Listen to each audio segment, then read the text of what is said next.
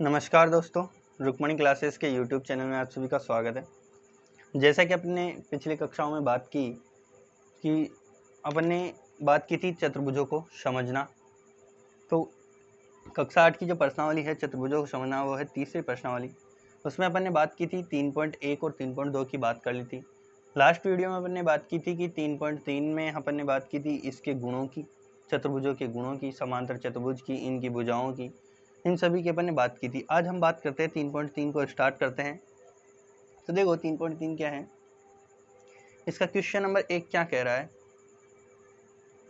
Question number 1 क्या कह रहा है, ए बी सी डी एक समांतर चतुर्भुज है। तो देखो समांतर चतुर्भुज का नाम आया है तो आप लोगों के दिमाग में एक बात घूम गई होगी कि मैंने समांतर चतुर्भुज की क्या परिभाषा बताई थी। मैंने बताया था कि समांतर चतुर्भुज वह होते हैं जिनके आमने सामने की भुजाएं हमेशा पैरेलल चलती है या समांतर चलती है, जिनके सम्मुख कोण बराबर होते हैं, विकर्ण एक दूसरे को आधे में काटते हैं, वो क्या होते हैं, समांतर चतुर्भुज होते हैं। तो देखो आगे क्या कह रहा है कि समांतर चतुर्भुज प्रत्येक कथन को परिभाषा का प्रयोग किए गए गुण को द्वारा पूरा कीजिए। तो देखो उसने कहा है कि परिभाषा में मैंने जो चीज़ बताई है उसी को पूरा करना है। तो उसने एक डायग्राम दिया है, इसमें दिया है ए डी, मैं केवल यही बताऊंगा, बाकी आपको खुद पूरा करना है। देखो ए डी बराबर क्या है, अपनी परिभाषा कहती है कि समांतर चतुर्भुज की प्रत्येक आमने सामने भुजाएं क्या होती है, पैरेलल होती है। तो देखो ए डी के सामने क्या है, सी बी है, तो दोनों समांतर है, तो सी बी क्या हो जाएगा, इसके साथ हो जाएगा, तो ये इसका जोड़ा बन गया। फिर बात करेगा कोण डी सी बी, तो डी सी बी की बात किया है तो देखो सी है। देखो अगर बात करें कोण डी सी बी तो इसका मतलब वह बात कर रहा है बीच वाले कोण की, बीच में जो संख्या है मतलब वह बात कर रहा है कोण सी की, कोण सी की। तो ये जो कोण सी है उसके सामने कोण है बराबर कोण ए है, तो इसको किस प्रकार लिखेंगे अपन, कोण ए है तो इसको लिखेंगे D A B, D A B या बी ए डी, जो भी लिख सको लिख सकते हो आप। तो ये कोण इसके पैरेलल हो जाएगा, इसके बराबर हो जाएगा। तो उसी प्रकार आप लोगों को ये चीज़ें ज्ञात करनी है। तो क्वेश्चन नंबर 1 हो गया। बात करते हैं क्वेश्चन नंबर 2 की। तो क्वेश्चन नंबर 2 क्या कह रहा है कि निम्न समांतर चतुर्भुजों में अज्ञात एक्स वाई जेड का मान ज्ञात कीजिए। तो एक्स वाई जेड का मान ज्ञात करना मैंने बता दिया था आप लोगों को, एक्सरसाइज हल करवाई थी, उदाहरण बताए थे, दो में से मैंने बताया था, लेकिन फिर भी अपन एक क्वेश्चन कर लेते हैं। देखो समांतर चतुर्भुज है तो आमने सामने की भुजाएं बराबर होगी, आप सभी को पता होता है। तो देखो उसने एक चित्र दिया है, फर्स्ट वाला दिया है, देखो कुछ इस प्रकार का चित्र डायग्राम बनाया हुआ है, जो एक समांतर चतुर्भुज है। ये वाला कोण दिया है 100 डिग्री का, ये वाला है x, ये y और ये है z। इसका नामकरण कुछ इस प्रकार किया है a b c and d। तो देखो आप सभी को पता है चूंकि समांतर चतुर्भुज है तो कोण A B C is equal to क्या होगा, कोण ए डी सी। तो कोण डी जो है बराबर किसके है, y के, और ये बराबर किसके हो जाएगा, 100 डिग्री के। देखो ये डिग्री में, तो ये किसके बराबर हो जाएगा, 100 डिग्री के। y क्या हो गया, 100 डिग्री के। और उसी प्रकार चूँकि दोबारा देखें तो कोण जो a है, कोण a है वो बराबर क्या है, कोण c के, ये दोनों बराबर है। अतः x बराबर क्या है, z है, x बराबर क्या है, z है। तो देखो x बराबर z करते हैं, और चूँकि अंतः समांतर चतुर्भुज के अंतः कोणों का योग, अंतः कोणों का योग कितना हो जाता है, समांतर चतुर्भुज के अंतः कोणों का योग होता है 360 डिग्री। अंतः कोणों का योग कितना होता है, 360 डिग्री। तो अपन क्या करते हैं, 360 डिग्री दिया है तो अंतः कोणों की बात थी, तो देखो अंतः कोण कौन कौन से हैं, अंतः कोण है x plus Y plus Z plus 100 degree is equal to 360 degree. देखो यहाँ y की वैल्यू अपने को दे रखे हैं 100, तो x की वैल्यू प्लस y की वैल्यू 100 प्लस, देखो z किसके बराबर है, x के, तो z की जगह पे अपन x रख लेते हैं, प्लस 100 बराबर 360 डिग्री। उसके बाद अपन बात करें तो देखो ये हो जाता है 2x प्लस 100 और 100 200 इज इक्वल टू 360 डिग्री। अगर आगे बात करें तो 2x, देखो पक्षांतरण हो जाएगा, पक्षांतरण करना आप लोगों को सभी को पता था, अगर इधर प्लस में तो उधर जाके माइनस में हो जाएगा, तो 360 डिग्री माइनस 200, तो 2x बराबर क्या हो जाएगा, देखो 360 में से अगर 200 घटाते हैं तो बचता है 160 डिग्री। मैंने क्या कहा था, x की वैल्यू ज्ञात करनी है, तो 2 को उधर भाग में चले जाएगा, इधर गुणा में है तो संख्या उधर किस में चली जाएगी, भाग में चली जाएगी, तो x बराबर क्या हो जाएगा 160/2 बराबर कितना हो जाएगा 80 डिग्री, या x बराबर क्या हो जाएगा 80 डिग्री, और यही किसके बराबर है, z के बराबर। तो x बराबर 80, y बराबर 100 एंड z बराबर क्या हो जाएगा 80 डिग्री। ये सभी किस में, डिग्री में, और ये अपने उत्तर हो जाएंगे, क्या हो जाएंगे, x बराबर 80, y बराबर 100 और z बराबर 80। तो इसी प्रकार क्वेश्चन नंबर 2 कंप्लीट हो जाएगा आपका।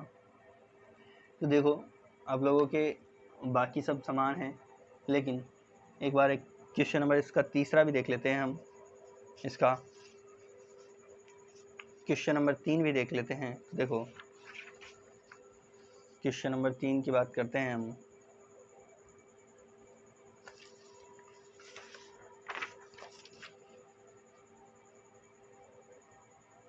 क्वेश्चन नंबर 2 का जो तीसरा है उसकी बात कर रहे हैं।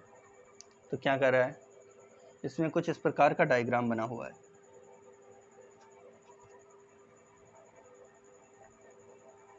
देखो समांतर हुआ कि नहीं, ये वाली दोनों पैरेलल, ये दोनों पैरेलल, ठीक है। उसके बीच से ये विकर्ण काट दिए उसने, ये क्या है, विकर्ण है, ठीक है, विकर्ण काट दिए। विकर्ण एक दूसरे को 90 डिग्री पे काट रहे हैं, तो उसने ये वाला ज्ञात करने को कहा है, x हो गया। ये वाला उसने दिया है 30 डिग्री, ये वाला ज्ञात करने के लिए कहा है y हो गया, और ये वाला ज्ञात करने के लिए कहा है z हो गया, ठीक है। ये वाला कौन है, y। तो देखो अपने को ज्ञात करना है। तो मैंने क्या कहा था कि अगर समांतर चतुर्भुजों के विकर्ण 90 पर काट रहे हो, अगर लंब पर काट रहे हो, एक कोण 90 का है तो दूसरा कोण भी 90 होगा। ये दोनों आसन्न कोण भी है। देखो ये कोण और ये कोण, मैंने बताया था आप लोगों को कि आसन्न कोण क्या होते हैं, बराबर होते हैं। तो ये दोनों कोण क्या होते हैं, बराबर होते हैं। देखो यहाँ पर देखो, ये ऐसे विकर्ण हो गया, एक विकर्ण ये हो गया, तो इसके ये कोण और ये कोण आसन्न कोण हो जाएंगे।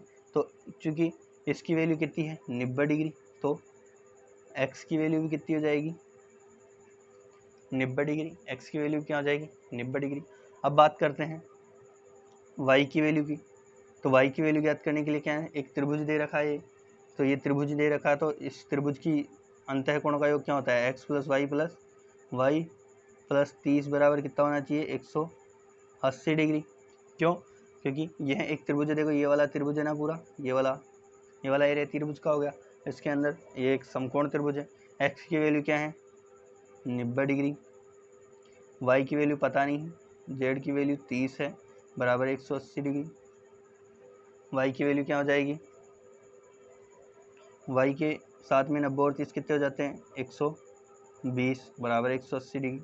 तो देखो y की वैल्यू क्या हो जाएगी 180 degree minus 120 degree is equal to कितना हो जाएगा भाई, ये हो जाएगा 60 डिग्री। ये हो जाएगा क्या 60 डिग्री। y की वैल्यू क्या हो जाएगी 60 डिग्री। तो y की वैल्यू अपने ऊपर आप पता लगी, x की वैल्यू पता ही थी। तो देखो z की वैल्यू ज्ञात करनी है, क्योंकि देखो यहाँ पर ये z बन रहा है, तो z की वैल्यू भी क्या होगी, वही उतनी ही होगी जितनी कि y की है। लेकिन एक बार अपन इसको भी चेक कर लेते हैं। तो देखो कैसे ज्ञात करेंगे, देखो आमने सामने के कोण क्या होते हैं, बराबर होते हैं। आसन्न कोणों में क्या होता है, आमने सामने के कोण बराबर होते हैं। तो देखो ये वाला जो कोण है, ये वाला पूरा कोण है वो इसके बराबर होगा, तो इसके सामने का कोण ये हो जाएगा, इसके सामने का कोण ये हो जाएगा, तो ये वाला हिस्सा हो जाएगा 30 का, और ये वाला हिस्सा जो जेड है उसके सामने का y हो जाएगा।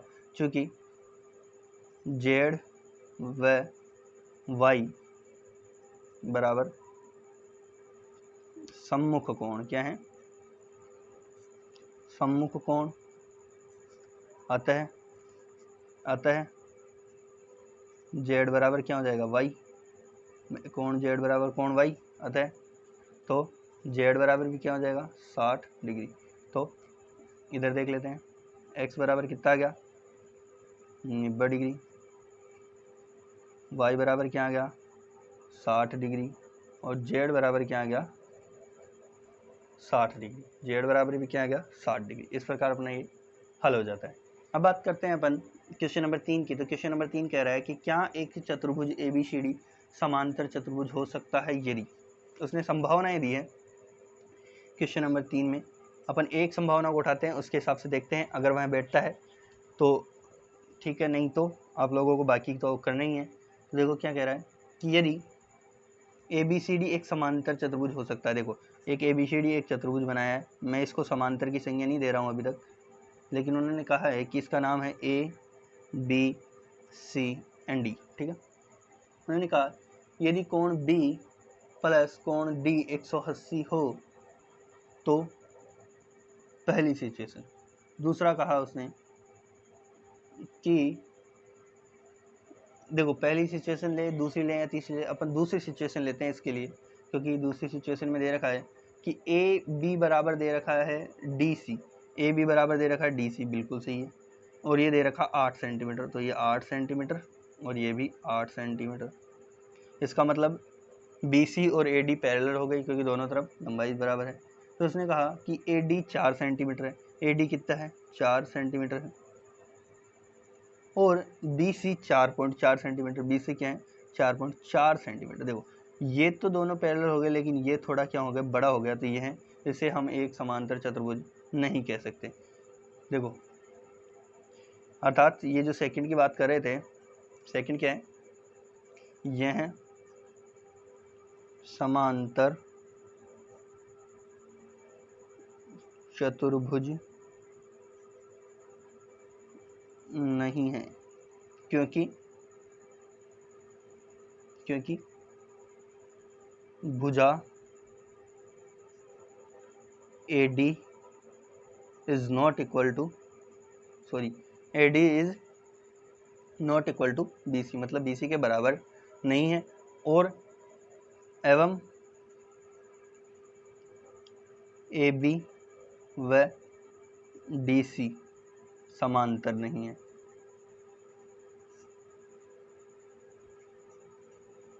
तो यह चीज़ अपने लिख दी, तो इसका पता लग गया। तो इसी प्रकार आप लोग देख लोगे इन दोनों की चीज़ें। फिर देखो आगे कह रहा है क्वेश्चन नंबर 4 कि एक चतुर्भुज की कच्ची आकृति खींचिए जो समांतर चतुर्भुज न हो, परंतु जिसके दो सम्मुख कोणों का माप बराबर हो। एक चतुर्भुज की आकृति खींचने के कहा है नॉर्मली क्वेश्चन नंबर 4 ने क्या कहा है कि एक चतुर्भुज की आकृति खींचे, तो मैंने ये चतुर्भुज बना दिया, ये समांतर नहीं है, मान लीजिए क्या है, ये समांतर नहीं है। एक कच्ची आकृति खींचे, खींच दी, पेंसिल खींचनी है नॉर्मली, स्केल पेंसिल की मदद से, कोई भी चीज़ नहीं चेक करनी इसमें। जो समांतर चतुर्भुज न हो, समांतर चतुर्भुज नहीं है, न हो, परंतु जिसके दो सम्मुख कोण, मतलब आमने सामने कोणों का माप बराबर हो, दो सम्मुख कोणों का माप बराबर हो। तो देखो आपको दो कोण बनाने हैं कोई से भी, या तो ये दोनों या ये दोनों बराबर होने चाहिए। जैसे अगर 90 लेता हूँ तो दोनों बराबर होते हैं, लेकिन अगर मैं इसको 80 ले लेता हूँ और इसको भी 80 ले लेता हूँ, इन दोनों को तो मैंने बना लिया 80। देखो 80 कितने हो गए, देखो दोनों के हो गए 80 और 80, 360 में से लेस करते हैं 160, तो बचते हैं कितने 200। तो देखो दोनों कोण 100 के हो सकते हैं, तब तो जाकर यह समांतर चतुर्भुज हो जाएगा। लेकिन मैं एक कोण को कर दूं 90 डिग्री, या फिर एक कोण को कर दूं मैं 80 और दूसरे को कर दूं 120, तो क्या यह समांतर चतुर्भुज हुआ? नहीं, क्योंकि ये दोनों सम्मुख कोण बराबर नहीं है, ये दोनों सम्मुख कोण बराबर हैं, लेकिन ये दोनों सम्मुख कोण बराबर नहीं है। तो इसी प्रकार अपन इसको डायग्राम बना देंगे, एक अच्छा डायग्राम। देखो पांचवा क्या कह रहा है कि किसी समांतर चतुर्भुज के दो आसन्न कोणों का अनुपात 3:2 है। क्या कहा कि दो आसन्न कोण है, कोई समांतर चतुर्भुज है। तो देखो ये मैंने समांतर चतुर्भुज बना दिया क्वेश्चन नंबर 5 के लिए, ये समांतर चतुर्भुज बना दिया। फिर कहा कि दो आसन्न कोणों का अनुपात 3:2 है। आसन्न कोण जानते हो कौन कौन से होते हैं? जो टच में कोण हो। तो दो आसन्न कोण मतलब ये दोनों कोण आसन्न होंगे, इनका अनुपात है 3:2, 3:2 है। तो समांतर चतुर्भुज के सभी कोणों का माप ज्ञात कीजिए। दो आसन्न कोण हैं तो इसकी वैल्यू हो गई 3 और इसकी वैल्यू हो गई 2। ये अनुपात में है, मतलब x में क्या है, इसको मान लेते हैं अपन, जैसे इसका नाम दे देते A B C और D। क्या नाम दिया, A B C और D। अपन ने माना कोण B बराबर क्या है 3x। देखो अनुपात में था इसलिए अपन ने इसके साथ वैल्यू लेनी जरूरी थी, एवं साथ में कोण C क्या है 2x। ये क्यों, क्योंकि यहाँ पर भी क्या है, ये वैल्यू लेनी जरूरी थी क्योंकि यहाँ पे भी अनुपात में था, परसेंट में अपने को अनुपात में दिया था इसीलिए अपने ये वैल्यू रखी है। ठीक है, तो देखो यदि ये है तो चूंकि ए बी सी डी क्या है, बराबर क्या है समांतर चतुर्भुज, समांतर चतुर्भुज है। देखो चूंकि समांतर चतुर्भुज है अतः कोण जो बी है उसका बराबर ही कोण होगा कोण डी, और एवं कोण जो सी है उसका बराबर ही कोण होगा कोण ए। ये सभी क्या होंगे, बराबर होंगे। ठीक है, तो अब देखो बी डी बराबर और सी ए बराबर, तो देखो बी और डी की वैल्यू क्या हो जाएगी 3x 3x। चूंकि समांतर चतुर्भुज के अंतः कोणों का योग बराबर कितना होता है 360 डिग्री, बराबर कितना होता है 360 डिग्री। तो देखो हल करना शुरू करते हैं। कोण ए प्लस कोण बी प्लस कोण सी प्लस कोण डी बराबर कितना होना चाहिए 360 डिग्री। तो देखो कोण ए की वैल्यू क्या है, देखो चूंकि कोण सी कोण एक बराबर है तो 2x, कोण ए की वैल्यू क्या हो जाएगी 2x प्लस कोण बी की वैल्यू क्या है 3x प्लस कोण सी की वैल्यू क्या है 2x प्लस कोण डी की वैल्यू क्या है, क्योंकि बी और डी बराबर है तो कोण डी की वैल्यू हो जाएगी 3x बराबर 360 डिग्री। देखो इन वैल्यूज़ को जोड़ते हैं क्योंकि x की वैल्यूज है, तो 3 और 3 होते हैं 6, 2 और 2 4, 3 और 3 6 और 4 10, तो ये हो जाएंगे 10x बराबर कितना हो जाएगा 360 डिग्री। x की वैल्यू क्या हो जाएगी, x की वैल्यू क्या हो जाएगी 360 डिग्री बटा 10। क्यों, पक्षांतरण किया, इधर गुणा में इधर बटा में चला जाए, तो x की वैल्यू क्या आ गई 36 डिग्री। x की वैल्यू क्या आ गई 36 डिग्री। क्यों, क्योंकि यहाँ के जीरो से ऊपर का जीरो कैंसिल हो गया। अब जब x की वैल्यू 36 आ गई तो कोण a का मान निकाल लें। कोण a इजकस्ट का क्या है, a क्या है c, तो अर्थात 2x 2 गुणा x, तो x की वैल्यू क्या है 2 गुणा 36, 36 दूना क्या हो जाएगा 72, और यही क्या है कोण c की भी वैल्यू है, यही क्या है कोण c की भी वैल्यू है। इसी प्रकार अगर अपन बात करें तो कोण b की वैल्यू, कोण b की वैल्यू क्या है कोण d के बराबर है जो कि है 3x, 3 इंटू x 3x, तो 3 गुणा 36 करते हैं तो देखो 36 दूना 72 और 72 और 36 कितने हो जाते हैं, देखो 72 डिग्री है 36 डिग्री था, तो देखो 72 और 36 होते हैं 108 डिग्री। कितना होता है 108 डिग्री, और यही किसके इक्वल है कोण डी के। तो अपने को वैल्यू आ गई ए और सी की वैल्यू तो 72 डिग्री, बी और डी की वैल्यू 108 डिग्री, यही अपना क्या हो जाएगा आंसर हो जाएगा। ठीक है, फिर देखते हैं क्वेश्चन नंबर 6 क्या कह रहा है। तो देखो अब आगे बात करते हैं क्वेश्चन नंबर 6 की। तो क्वेश्चन नंबर 6 कह रहा है कि किसी समांतर चतुर्भुज के दो आसन्न कोणों का माप बराबर है। क्या कहा कि दो आसन्न कोणों का माप बराबर है, समांतर चतुर्भुज के सभी कोणों की माप ज्ञात कीजिए। तो देखो दो आसन्न कोणों का माप बराबर है, तो यह x है यह भी x है, तो इसका मतलब यह भी x होगा और यह भी x होगा। आप लोगों का अब सीधा सीधा पता लग ही गया, 4x इक्वल टू क्या होगा 360 डिग्री, x की वैल्यू क्या हो जाएगी 90, x की वैल्यू क्या हो जाएगी 90 डिग्री, अर्थात प्रत्येक कोण 90 डिग्री का हो जाएगा। कर लोगे आप लोग अपने हिसाब से क्वेश्चन नंबर 6 को, मैंने वैसे बता दिया ये हो जाएगा। क्वेश्चन नंबर 7 है संलग्न आकृति HOPE। देखो एक आकृति दी हुई है अपने को क्वेश्चन नंबर 7 के लिए, एक आकृति दी हुई है, कुछ इस प्रकार की आकृति है।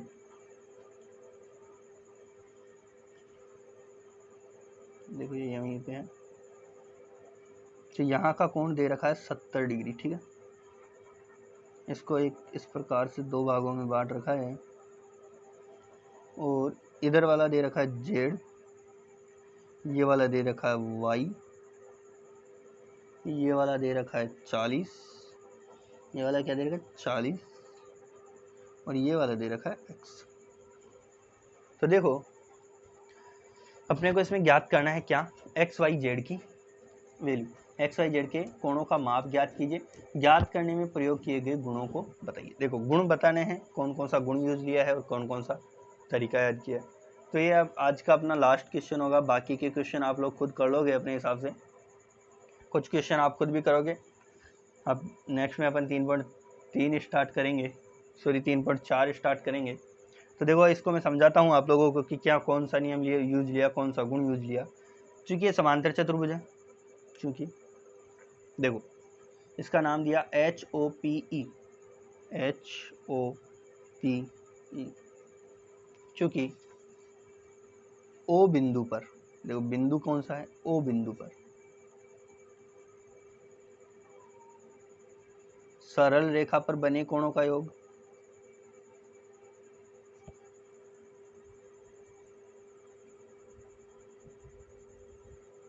सरल रेखा पर बने कोणों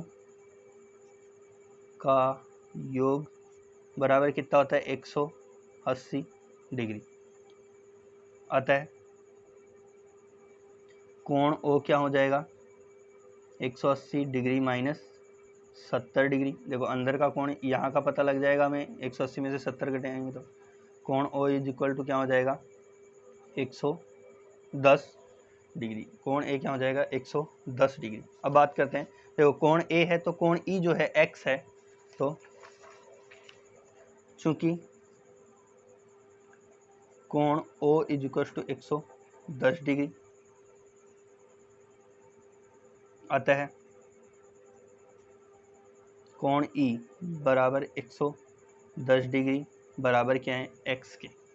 यहाँ ब्रैकेट में लगा देना है, चूंकि कोण ई इज इक्वल टू कोण O और इसके ब्रैकेट में लिख देने हैं सम्मुख कोण। देखो यहाँ पर अपन ने नियम बता दिया कि कौन सा नियम लिया, कौन से कोण का नियम लगा कि ई और ओ बराबर है, क्योंकि ये दोनों क्या है सम्मुख कोण है और समांतर चतुर्भुज में सम्मुख कोण बराबर होते हैं। तो x की वैल्यू अपने पास आ गई, x की वैल्यू अपने पास आ गई। अब अगर हम दोबारा देखते हैं तो x की वैल्यू आ गई अपने पास 110 डिग्री। तो 110 डिग्री आई है x की वैल्यू, तो इसकी देखो कौन सी वैल्यू याद करनी है, y की वैल्यू याद करनी है, z की वैल्यू याद करनी है। तो सबसे पहले क्यों ना हम ये दोनों कोण h और कोण p याद कर लें, तो अपने आप इनकी वैल्यू आ जाएगी। देखो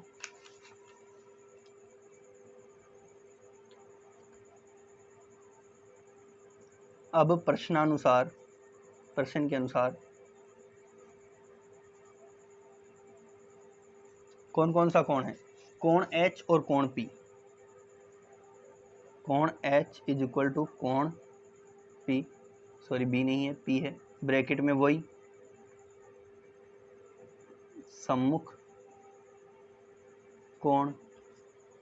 तो सम्मुख कोण दोनों बराबर होंगे, तो कोण H plus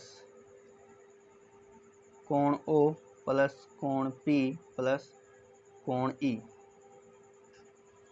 is equal to 360 degree.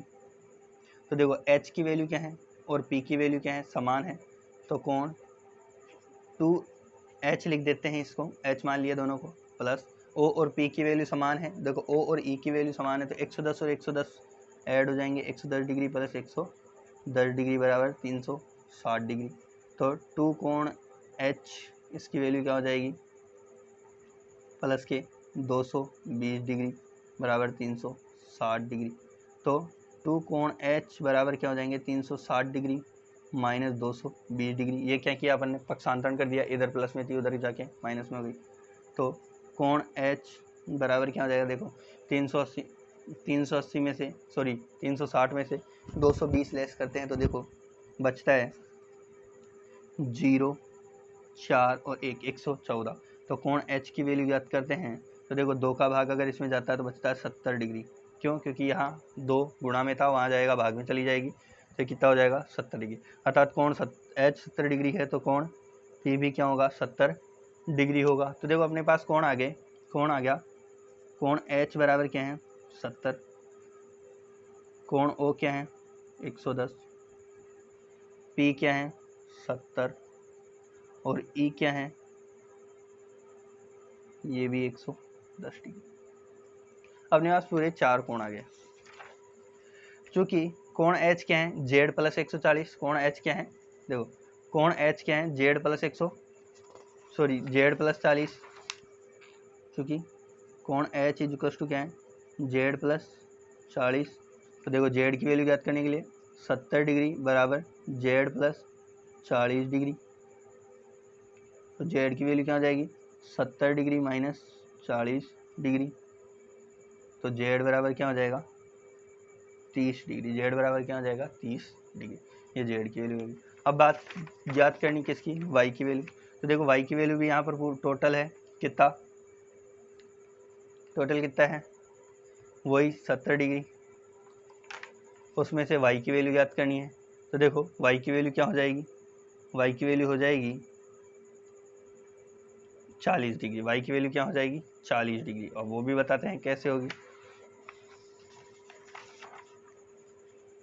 Y की वैल्यू हो जाएगी 40 डिग्री। देखो चूँकि P की बात थी, चूँकि कोण P बराबर क्या होता है एक अज्ञात है जिसको अपन मान लेते हैं A plus Y, A plus Y. देखो चूँकि A बराबर क्या है किसके है Z के, A बराबर Z है। क्यों? क्योंकि ये कोण एक Z की आकृति में बनते हैं। एक नियम पढ़ा होगा आप लोगों ने कि अगर Z की आकृति बन रही हो तो ये जो दोनों अंतः कोण होते हैं, ये दोनों अंतः कोण, ये वाला और ये वाला, दोनों क्या होते हैं समान होते हैं। तो A और Z क्या है समान है। तो कोण P बराबर क्या हो जाएगा Z प्लस वाई। देखो P की वैल्यू 70 डिग्री, Z की वैल्यू 30 डिग्री, अपने को मिल गई Y की वैल्यू। तो Y की वैल्यू क्या हो जाएगी 70 डिग्री माइनस 30 डिग्री, तो Y 40 डिग्री, ये आंसर हो गया। तो X बराबर कितना आ गया, X की वैल्यू क्या आ गई स्टार्टिंग में आ गई थी 110 डिग्री, Y की वैल्यू क्या आ गई 40 डिग्री और Z की वैल्यू क्या आ गई 30 डिग्री, Z की वैल्यू क्या आ गई 30 डिग्री। तो देखो ये आ गए अपने सवालों के जवाब। अपन ने यहाँ क्या किया, देखो अपन ने इसको ये जो वैल्यू आई थी 70 थी, उसमें से देखो 2 टुकड़े कर दिए थे। देखो 70 में से 2 टुकड़े किए थे 40 और Z का, तो 70 में से 40 का टुकड़ा घटाया तो Z का टुकड़ा बच गया। अब देखो यहाँ पर ये देखो ये एक Z की आकृति बन रही है, ये बन रही है, देखो मैंने ब्लैक पेन से कह दिया, ये वाली एक Z की आकृति बन रही है। तो यहाँ का ये कोण और ये कोण दोनों समान होते हैं, वो भी कोण Z के बराबर हो गया, तो ऊपर ZY हो गया। ZY के हिसाब से अपन ने हल किया तो यह हल आया। तो इसी के साथ अपनी आज की क्लास या आज के सेशन को समाप्त करते हैं। मिलते हैं नेक्स्ट सेशन में। यदि अभी तक आप लोगों ने हमारे चैनल को सब्सक्राइब नहीं किया है तो चैनल को सब्सक्राइब कर लीजिए, बेल आइकन को प्रेस कीजिए, और अगर वीडियो पसंद आया हो तो वीडियो को लाइक कीजिए और अपने दोस्तों के साथ पास भेजिए ताकि उन्हें भी इसका फ़ायदा मिल सके। मिलते हैं अगले वीडियो में, तब तक के लिए धन्यवाद।